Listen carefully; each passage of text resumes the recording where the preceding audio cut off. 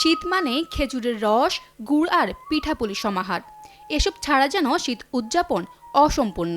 তাই তো শীত আর কুয়াশা উপেক্ষা করে কাকডাকা ভোর হতেই গাছিরা ব্যস্ত টাটকা খেজুরের রস সংগ্রহে। যে গাছিরা যে রসটা কাটে এটা হচ্ছে জিরান রস। জিরান রসটা পিওর হয়, আর জিরান রসটা সব থেকে সুন্দর সুগন্ধি এবং অনেক মিষ্টি হয়। ভোর শুরু হতে না হতেই গাছিরা নামিয়ে আনেন রস ভর্তি হাঁড়ি। এরপর ছোটেন চুলার কাছে। টিনের বড় পাত্রে রস ঢেলে জাল দিয়ে শুরু হয় গুড় তৈরির প্রক্রিয়া। আস্তে আস্তে রস শুকিয়ে তৈরি হয় সুস্বাদু গুড়ে। গাছিরা জানান, আগের দিন বিকালে গাছ কেটে হাঁড়ি বসানো হয়। পরের দিন ভোরবেলা রস সংগ্রহ করে শুরু হয় গুড় তৈরির প্রক্রিয়া। উৎপাদিত গুড় বাজারে বিক্রির পাশাপাশি স্থানীয়দের কাছেও বিক্রি হয়। এসব গুড়ের গুণগত মান ভালো হওয়ায় চাহিদা দেশ জুড়ে। বিভিন্ন জায়গার থেকে লোকজন আসছে, লিখছে, দাঁড়া থেকে ধরেন চেয়ার পাইলে আমরা দিচ্ছি, বসতেছে, দেখি শুনি গুড় নিয়ে যাচ্ছে যে কোনো ভেজাল নাই, একবারে ভেজাল মুক্ত গুড় এটা। ফরিদপুরের সদরপুর ও চরভদ্রাসন উপজেলা জুড়ে দেখা মেলে গাছিদের গাছ কেটে রস তৈরির এই প্রক্রিয়া। এখানে খেজুরের গুড় ও পাটালির খ্যাতি দেশ জুড়ে। সুস্বাদু খেজুরের গুড় কিনতে ভিড় করেন অন্য এলাকার মানুষও।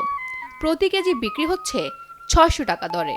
খুব সুন্দর গুড়, চোখের সামনে গুড় বানাইতেছে, ভালো লাগতেছে দেখেও।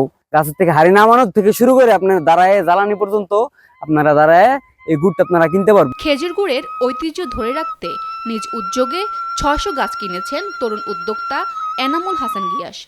তিনি জানান, রাজশাহী ও যশোর সহ বিভিন্ন অঞ্চল থেকে গাছিদের আনতে হয়। কষ্টসাধ্য কাজ, এই কাজগুলি আসলে করাটা খুবই ঝুঁকি থাকে এই কাজে। তো অনেক গাছিরাই বিভিন্নভাবে দুর্ঘটনার শিকার হয়ে কারো কোনো সহযোগিতা না পেয়ে গাছ কাটা বন্ধ করে দিয়েছিল। তা আমি উদ্যোগ নিয়েছি এবং আমার সাথে আরো অনেক ভাইয়েরা আমার সাথে যুক্ত হয়েছে। আমরা চাচ্ছি ফরিদপুরের খেজুরি গুড়ে সে হারানো ঐতিহ্যটাকে আমরা ফিরিয়ে আনতে। কৃষিবিদ মোহাম্মদ শাহাদুজ্জামান জানান, দেশের অনেক জায়গাতেই ভেজাল গুড় তৈরি হয়, তবে ফরিদপুরের তরুণ উদ্যোক্তাদের মধ্যে এ প্রবণতা নেই।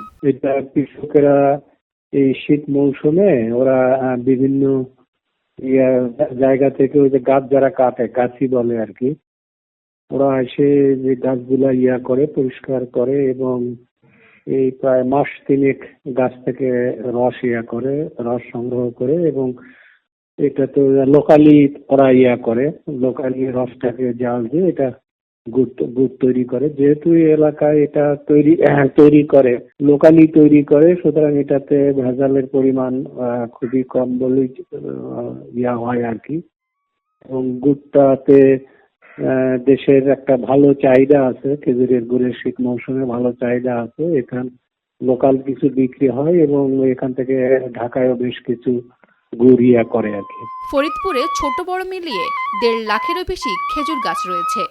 সংশ্লিষ্টরা বলছেন, নতুন করে খেজুর গাছ লাগানোর পাশাপাশি উদ্যোক্তাদের সহযোগিতা দেয়া হচ্ছে। ফরিদপুর থেকে শিশির খানের পাঠানো তথ্যচিত্রে ডেস্ক রিপোর্ট, ফারজানা আমিন, কালের কণ্ঠ।